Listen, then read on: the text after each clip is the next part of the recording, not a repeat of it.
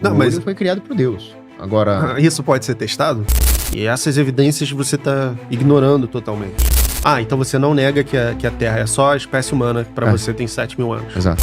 Então, mas os neandertais são datados de pelo menos 30 mil anos pra trás. Eu não acredito nessa datação. Isso que tá na Bíblia é algo que você poderia desafiar com a mesma facilidade, até mais do que você está desafiando essas evidências da datação. Por que você não faz isso? O que eu sei é que a Bíblia é a palavra de Deus. Isso eu não vou negar nunca. Então, mas isso é um problema, cara. Isso é antifilosófico. Você dizer que não vai negar nunca uma doutrina. Entendeu? E como filósofo, eu gostaria que você focasse na busca pela verdade. Mas Então, você está pressupondo que há um criador e está pressupondo que ele veio até nós pela revelação. não. Essa distinção de fé revelada é algo arcaico, defasado. Bom, se eu puder agora oferecer algumas objeções ao design inteligente, no que toca esse ponto aí da complexidade redutível, né? Uhum. O BR não oferece exemplos testáveis. E muito desses exemplos podem ser explicados através de processos naturais previamente desconhecidos. Então, lacunas no conhecimento não são evidências de design. Você percebe o salto que é dado. A gente não vem, a própria teoria do Darwin não veio pronta, né? Ele foi o pontapé fundamental, mas depois a seleção natural precisou de muitos outros desenvolvimentos. A evolução do olho, por exemplo, é uma estrutura rudimentar capaz de detectar luz, que isso já oferece uma vantagem evolutiva à escuridão, já oferece uma vantagem adaptativa à escuridão. E a coisa não veio pronta, essa complexidade ela foi se complementando cumulativamente.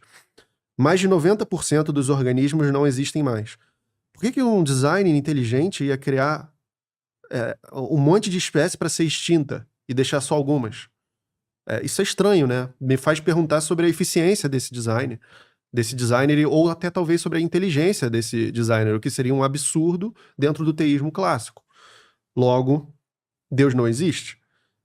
Você pode falar do ajuste fino, né, também, e a gente pode... eu tenho sérias objeções com relação a isso.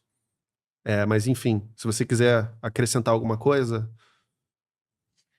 Então, por exemplo, quando você fala o olho é uma adaptação evolutiva, isso é um argumento circular a posteriori, porque você fala, olha, existe o olho, então eu assumo que ele foi uma adaptação evolutiva. Isso não pode ser testado. Não, O mas- olho foi criado por Deus. Agora, Isso pode ser testado? não, mas isso não é objeto científico. Quando eu falo que ele foi criado por Deus, eu estou fazendo uma afirmação de fé. Agora, quando eu falo é impossível que tenha havido mutações hereditárias ao longo do tempo para criar um olho, isso não é uma afirmação de fé. Isso é uma afirmação de inferência científica. Por exemplo, Que já foi desbancada pelas evidências. E como não é minha área, eu não tô aqui com artigos que demonstrem isso, mas se você conversar com um biólogo, provavelmente com alguns que o Cauê já trouxe, ele vai te apresentar essas evidências. não, mas uma coisa que os evolucionistas nunca explicaram é o seguinte: existe uma diferença brutal entre o homem e a mulher. Glândulas mamárias, cromossomos, útero. Como que poderia ter dimorfismo sexual com a evolução? Quer dizer que dois bichos foram evoluindo, tomando certos caminhos evolutivos, de repente houve compatibilidade entre eles? Como é que poderia ter essa diferença sexual? É impossível. Quando você fala que um bicho evoluiu para criar um olho, porque ele era mais adaptado, você tá falando, não, se ele tá vivo, ele era mais adaptado. Mas se ele era mais adaptado, ele sobreviveu e tá vivo. Isso é um argumento circular. Não entendi a sua linha de raciocínio, cara. Por que os animais... por que existem as espécies hoje? As espécies hoje estão vivas. Por quê? Porque elas eram as mais adaptadas. E a teoria da E evolução diz sofreram que... mutações genéticas também. E a teoria da evolução diz que aqueles que eram mais adaptados sobreviveram. Uhum. Isso é uma constatação circular a priori, não é um argumento científico. Eu estou olhando para espécies vivas e estou falando elas estão vivas porque foram as mais adaptadas, então as mais adaptadas são as que se adaptam e sobrevivem. Mas tem evidências que mostram por que elas sobreviveram. O que as que morreram tinham que fez com que elas morressem. Fez com que elas não prosperassem e se adaptassem aos ambientes. E essas evidências você está ignorando totalmente. Eu não lembro quem era o biólogo darwinista, mas uma vez ele estudou 30 anos lá a evolução e falaram, me dá um exemplo concreto, uma evidência concreta disso. De uma espécie que se adaptou e evoluiu para outra espécie. Ele não conseguiu. Ele não citou um único exemplo concreto, porque as mutações Mas isso é um Elas caso são- isolado, né? Que o As, cara não muta- conseguiu citar. as mutações são anomalias. A anomalia vai matar o bicho, não vai melhorar o lado dele. Então Não, vamos. mutação não é necessariamente algo que acontece pro pior, entende? Não, essa é a teoria da evolução. É. Agora, você me dizer que uma mutação que tem enormes chances de ser uma mutação ruim. E aí você vai falar, não, mas as poucas vezes em que isso poderia ser uma adaptação vão se sobreviver e vão se adaptar. Por exemplo, pensa em uma mariposa na floresta. A floresta, ela é composta por verde e o tronco das árvores marrom ali, etc. E aí, uma espécie de mariposa que tem uma cor mais viva, mais rosa e tal, tem uma prole ali, quer dizer, filhotes, e um desses filhotes nasce com uma coloração um pouquinho mais do ambiente ali. Essa, em específico, tem mais vantagem do que as outras, porque ela consegue grudar no tronco e sobreviver por mais tempo. Consequentemente, ela vai produzir mais filhotes, e esses filhotes vão carregar o gene também dessa mariposa, entende? E aí aí é óbvio que isso é um processo muito lento, mas no longo prazo, a mariposa com a coloração ali mais bege, mais esverdeada, vai sobreviver mais, Não, entende? eu já vi esse argumento da mariposa falando da Revolução Industrial, que aí as fumaças das fábricas deixaram Sim. as cascas das árvores mais escuras. Tem isso também. Isso só prova que a mudança ambiental ela é muito mais rápida do que se existisse essa mudança por seleção natural, ela seria super lenta. E a mudança ambiental é muito rápida. Provavelmente iam acabar as mariposas. A sorte das mariposas é que elas não se camuflam na casca das árvores. Não, Elas mas camuflam debaixo das folhas. Você tá excluindo o fato de que, de fato, a mariposa ali, com a mutação, sobrevive mais fácil, entende? Mas essa mutação seria muito mais lenta do que as mudanças ambientais. As mudanças ambientais são tão mais rápidas que elas poderiam ir e voltar. E aí você não tem como dizer qual mutação que gerou o ser mais adaptado, a não ser que você caia num movimento circular, Não, mas num argumento circular e fala, olha, o mais adaptado sobreviveu porque o que sobreviveu era mais adaptado. Isso não é um na argumento. natureza Isso é uma tautologia. não acontece com frequência essas mudanças bruscas assim, né? Claro que acontece. Tem um terremoto, uma explosão de um vulcão, uma inundação, Mas é a local, introdução de um novo entende? predador. É local. Mas tudo é local. Tudo vai Não acontecer em algum lugar. necessariamente, a gente já passou por 5 extinções em massa aí, né, na Terra. Sim, mas todo o efeito das extinções em massas vão ser efeitos locais, em algum lugar. Há bem- evidências de rochas datadas por um período muito mais longo do que 7.000 anos, cara. As rochas podem ser. Ah, então você não nega que a Terra é só a espécie humana, que pra É. você tem 7.000 anos. Exato. Há também fósseis humanos bem mais antigos do que isso. Ah, Até eu não concordo. neandertais. O que são os neandertais pra você? Não, aí eu já não concordo. Mas o que são os neandertais na sua visão? É um grupo que se separou e teve alguma adaptação diferente ali, mas todos descendem de Adão e Eva. Então, mas os neandertais são datados de pelo menos 30.000 anos pra trás. Eu não acredito nessa datação. Eu Mas como acredito que eles se no- adaptaram, então? da mesma Da forma, forma que você não acredita na evolução. da mesma forma que os grupos humanos, isso inclusive está na Bíblia, né? Deus criou todos os seres humanos. Então, Deus, você acredita nisso? Deus criou Adão e Eva e ele designou para cada grupo étnico o seu espaço. Está na Bíblia. Isso que tá na Bíblia é algo que você poderia desafiar com a mesma facilidade, até mais do que você está desafiando essas evidências da datação. Por que você não faz isso? Porque ali é a palavra do Senhor. Não tem o que discutir. Então, mas aí você também está caindo num movimento circular, né? No argumento circular. Você Não. está pressupondo Deus. Não, mas eu não tenho nenhuma evidência contrária. O que eu tenho é o seguinte: a ciência sempre foi falseável. Ok? Teorias vão e vêm. Ok? Algumas teorias realmente resistem à prova do tempo. Sei lá, as leis do eletromagnetismo do Faraday até hoje ninguém refutou. Agora, o Newton já refutaram, Einstein já refutaram. Então, eu não sou cientista. Relatividade geral, não, né? Então, tem gente que questiona isso também. Agora, eu não tenho nem arcabouço, não tenho nem informação pra discutir se o Einstein acertou ou errou. O que eu sei é que a Bíblia é a palavra de Deus. Isso eu não vou negar nunca. Então, mas isso é um problema, cara. Isso é antifilosófico. Você dizer que não vai negar nunca uma doutrina. Não, porque... Você tem que estar disposto a negar se estiver errado. Sim. Exato, não, é aí que tá. Não é uma fé cega. Não é, olha, Como eu não? ouvi falar que tá na Você Bíblia, acabou de então tá falar certo. que nunca vai negar. Como não é uma fé cega?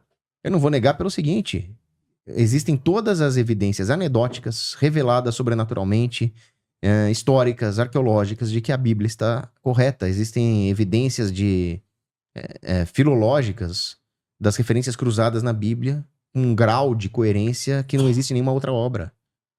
Existe a vida dos apóstolos que deram a vida por aquelas verdades. Existe a graça do Espírito Santo, que eu já senti.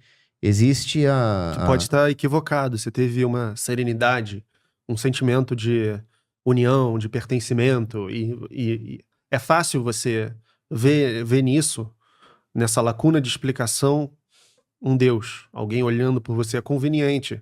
É uma necessidade emocional de muitas pessoas. Como diz o Michael Shermer no Cérebro e Crença.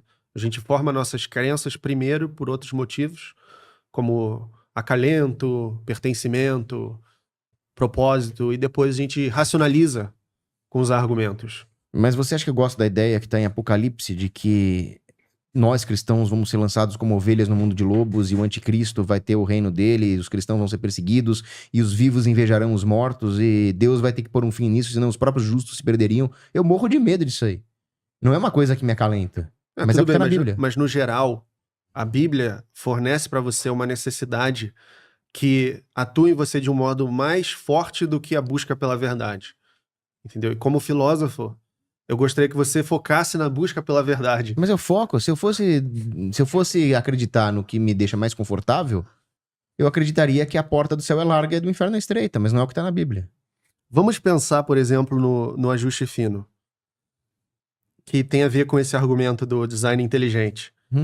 Você imagina as condições que deram origem à vida que está aqui, seres complexos como nós aqui conversando, isso é algo extraordinário. Então, muita gente diz, deve ter tido um projetista por trás disso, senão quais são as chances disso acontecer? Olha, mas se você olha para uma... É muito humano você projetar, você vê coisas que têm a ver com a nossa natureza. A gente olha para a lua e vê o cavalo de São Jorge. A gente olha para uma poça d'água e vê um rosto. Isso não significa que tem um rosto ali. O Dawkins, inclusive, fala que é uma falácia retrospectiva, você se dizer que por causa dessas condições para as quais a nossa vida depende, né? Das quais a nossa vida depende, deve ter tido um projetista. É um salto muito grande, porque a gente não tem como falar o que deveria ter acontecido, o que poderia ter sido de uma outra forma. Quais outras formas de vida poderiam ter emergido de outras condições. A extensão do universo é extraordinariamente grande, o universo está se expandindo e, bom, só porque isso aconteceu aqui e não em outro lugar, deve ter um projetista, sabe? Não é um argumento bom.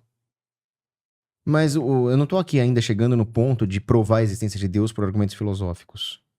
O que eu tô dizendo aqui é que a minha fé na Bíblia, ela vai para além das questões filosóficas, porque a filosofia não é assim como não é do escopo da ciência provar as questões últimas, como a existência da alma, o propósito da vida, a física não vai até aí. A física vai para as explicações naturais daquilo que pode ser observado e testado empiricamente. Então existe um limite para o escopo das ciências naturais que não contradiz a filosofia e a teologia, mas é simplesmente uma questão de qual é a função de cada ciência. A filosofia também tem um limite. Ela não vai até o ponto de atravessar a teologia revelada. Então a filosofia ela vai apontar para a existência de Deus. Ela não vai apontar para o fato de Deus ter se encarnado na segunda pessoa ter se encarnado em Jesus Cristo, que era um carpinteiro de Nazaré. Isso aí já é fé revelada. Então, quando eu falo que eu não vou questionar a Bíblia, eu não estou aqui neutralizando o perfazer filosófico. O que eu estou dizendo é o seguinte, a minha filosofia vai até certo ponto. A partir de certo ponto, o que eu tenho é o apoio da teologia revelada. Esse limite é arbitrário. A sua filosofia poderia ir muito mais longe. Como fazem outros filósofos hoje em dia, que não estão compromissados com uma dogmática, com uma doutrina de revelação. Não existe revelação. O conhecimento começa nos sentidos, o conhecimento tem um a priori. Mas tudo bem, mas revelação não existe isso. Cadê a prova de que existe revelação? Se começa nos sentidos, já começa de uma forma externa a sua razão. Já começa pelo mundo material que afeta os seus sentidos. Ok. E o que tem? O que tem que você já admitiu aqui que o seu conhecimento não é uma questão de construir... Eu sei que você não acredita nisso, mas alguns filósofos, não é o caso do Mateus, acham que o conhecimento é criado pela mente humana. Existencialistas, por exemplo. E não é. São Tomás de Aquino dizia, a verdade é a adaptação do intelecto, o conhecimento é a adequação do intelecto à verdade. Né? Essa verdade, ela é externa a nós. Então é claro que a nossa filosofia, que é um processo de contemplação da verdade, ele só pode ir até certo ponto porque a nossa mente é finita, ela não pode contemplar a realidade como um todo. Então, para o homem chegar às verdades últimas, é só se o criador da realidade vir até nós. Por isso que é importante a teologia revelada. Então, você está pressupondo que há um criador e está pressupondo que ele veio até nós pela revelação. Não, eu tô dizendo que o homem é incapaz de conhecer as verdades últimas, a não ser que o criador das verdades últimas venha até ele. Só isso que eu disse. Então, mas nessa sua proposição está implícito que há um criador. Sim. Sim, agora, se não existir um criador, vamos supor que não existe um criador, tá? Eu tô em filosofia ainda. Se não existir um criador, então o homem é incapaz de contemplar a integralidade do real. É possível que seja o caso. É provável que seja o caso. Não, é necessário. Se não tiver criador, nós não vamos contemplar nada. É provável, sim. Esse é o meu Talvez ponto. necessário. Ok, mas qual é o problema? Você bota arbitrariamente um criador. As proposições cristãs estão sujeitas a escrutínio, assim como as proposições científicas. Essa distinção de fé revelada é algo arcaico, defasado, medieval. Mas esse é justamente o meu ponto. Na sua cosmovisão, realmente não faz sentido você ter um dogma inquestionável como a Bíblia. Porque você não está admitindo a fé revelada. Eu tô.